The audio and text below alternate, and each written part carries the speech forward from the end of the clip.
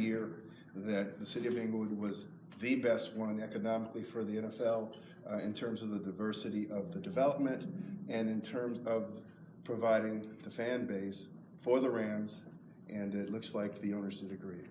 But will there be a partnership here? We're talking two teams coming? It's my understanding that the Chargers will have an option to play another year in their market and join the Rams after that year if they so choose.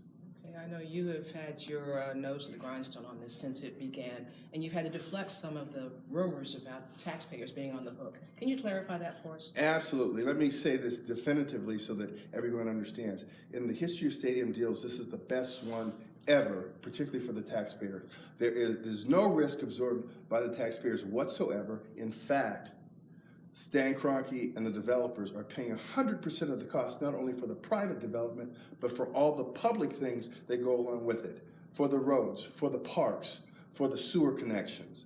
And those things will only be paid back in a year where the city of Inglewood derives more than $25 million in revenues from the project. So to give you an example, if they do $100 million of public things and we make $24 million, we pay nothing in that year.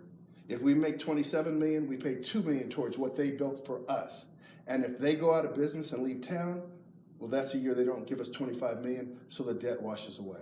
So there will never be an obligation for the taxpayers from existing funds and revenues.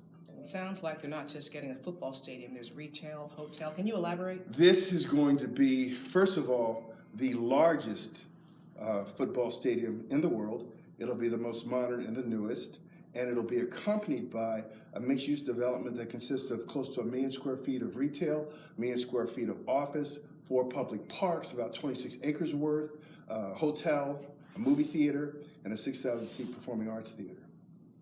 This announcement comes as the president is speaking for the State of the Union, his very last. And the NFL owners, as we're talking right now, are breaking down the Inglewood terms and the fact that Carson didn't make the cut and the Chargers may or may not be a part of this partnership.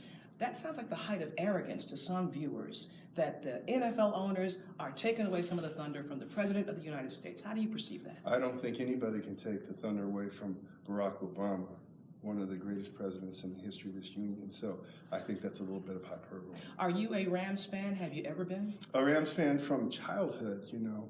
Roman Gabriel, Jack Youngblood, the Fearsome Foursome. You know, anybody that grew up in the 50s and 60s in Los Angeles had to be a Rams fan because that was the team. Oh, but the Raiders were in this backyard too. What about them? But they came later. Nothing will ever supplant the Rams. Don't you understand that? I'm a Cowboys fan, sir. I do know my Jerry Jones had something to do. And you know what? And we like Jerry Jones a whole lot here. And he can come here anytime, okay? I know he had something to do with pushing this agenda forward. He was instrumental in bringing reason and sanity to the deliberations. Okay, but you're not in Houston today. Why not? Because I belong here in Inglewood. This is where we celebrate. Okay, and what are your plans going forward? I mean, now that it's official, what's next?